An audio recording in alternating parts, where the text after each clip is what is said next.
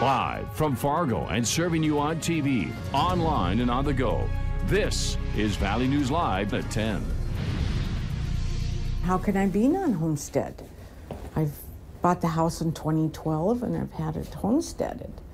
And he said, no, you're showing that you're not, that you're deceased.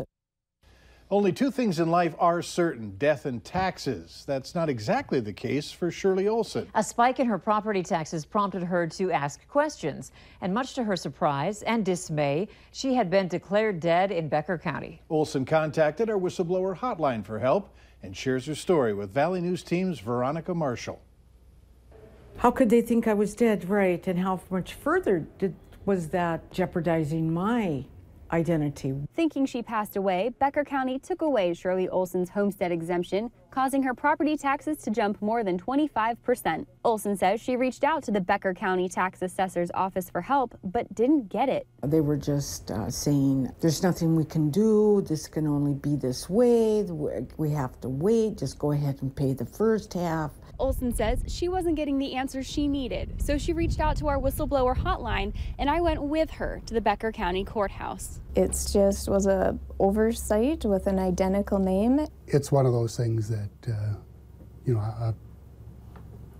we would just assume would be right. As it turns out, there are 5 Shirley Olsons in the area. Steve Carlson with Becker County says when tax assessors get death notifications from the state, they aren't given social security numbers or birth dates, which he says can lead to mistakes like these. That's something you'd have to take up with the state because we don't know. We just get the list and go from there. I was concerned about their checks and balances. If they had anything in place, they just whittle it down to that person with that name and matching and no address.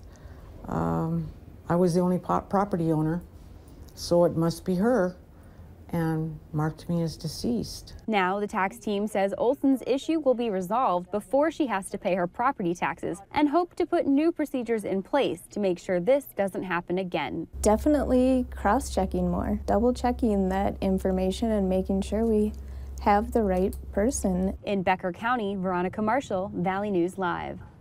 Becker County says it sent Olson 2 notices about losing her homestead exemption before she received her tax statement. Residents are reminded to read all official documents carefully, and if there are any questions, to give them a call.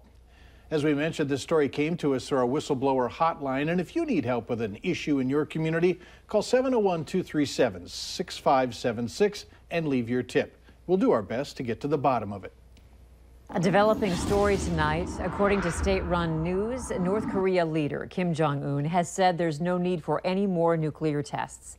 It is a remarkable change from the demonstrations and rhetoric of last year. The announcement comes ahead of next week's historic meeting with the South Korean president and a potential summit later on with U.S. President Donald Trump. The U.S. has over 28,000 troops stationed in South Korea.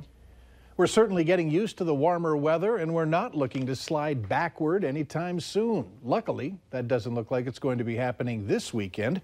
Justin Fanfarelli, how does it look for tomorrow morning? And thank you, Mike and Andrea. Good evening, everybody. So, yeah, we're going to start off tomorrow pretty cool, but temperatures, our high temperatures, are going to be continuing their upward trend. Here's the high temperatures today. Most of us into the mid-50s, some of us closer to 60, especially out toward Jamestown, Cavalier, and the Fosston area. Current temperatures not bad for this time of night. We're seeing temperatures mainly into the upper 30s and lower 40s in our southern viewing area. Fargo, the warm spot at 47 degrees. And as we make our way further north, mid-40s out toward Thief River Falls and Grand Forks, and into the Devil's Lake Basin into the upper 30s. We are seeing dry conditions and mostly clear to partly cloudy skies. That's going to be the story as we go through this evening, as temperatures will fall back into the 30s over the next few hours. We'll tell you how warm it's going to get as we go through the weekend and start next week, and tell you when our next chance of some rain showers is. That's coming up later in the newscast. Look forward to those warmer temperatures. Thanks. And make sure you have the Valley News Live Storm Team weather app so you can keep up with the weather anytime, anywhere. You'll get the latest forecasts and conditions so you can plan your day. Just search VNL Weather in the App Store. Download it for free. Bemidji police need your help identifying a man who could be connected to an investigation there. Photos are on your screen. Police say this man is a person of interest. If you know who he is, send a message to Bemidji Police or call them and ask for Officer Browse. The number is 218-766-6166. Be sure to tell them you saw photo 289. 2 people killed in an early morning crash in Becker County, Minnesota have been identified. 56-year-old Philip Warren of Mahnomen and 55-year-old Lorraine Warren of Ponsford were pronounced dead at the scene. The accident happened on County Highway 35 just west of Ice Cracking Lodge. 44-year-old Cynthia Jones of Mahnomen and 32-year-old Robert Warren of Ponsford were injured. No word on their conditions. Moorhead police were at it again today, using their Busted by the Bus campaign to help put a stop to distracted driving, especially around school buses. Today, they stopped 83 drivers. 25 of them were given tickets for driving while distracted. Another 22 were busted for not wearing a seatbelt. So far, Busted by the Bus has resulted in a total of 158 vehicles stopped, with 52 drivers cited for distracted driving and 47 others for not wearing seatbelts. The Minnesota House is looking to revamp harassment rules in the workplace. Majority Leader Joyce Pepin is proposing to change how complaints can be made, how harassment claims are handled, and toughen rules on retaliation. She also wants to extend the harassment policies beyond the Capitol for members. The push to revamp the policies came after sexual misconduct allegations against 2 state lawmakers who resigned last year. Pepin plans to introduce the proposal Monday. Fire officials are still searching for answers as to what started a massive blaze at one home in West Fargo before spreading to 2 others. City officials tell us the required space between the houses for this particular zone is only 10 feet, which the houses meet. But neighbors say they feel the houses' proximity to one another is too close for comfort.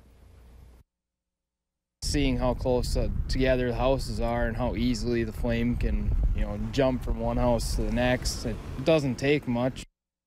West Fargo Fire Chief Dan Fuller told us the night of the fire that the houses are indeed very close together. But he said the vinyl materials used on the outside of the houses might have more to do with the reason they so easily catch fire. 8 college students will learn to ride motorcycles and document their experiences in a new internship from Harley-Davidson.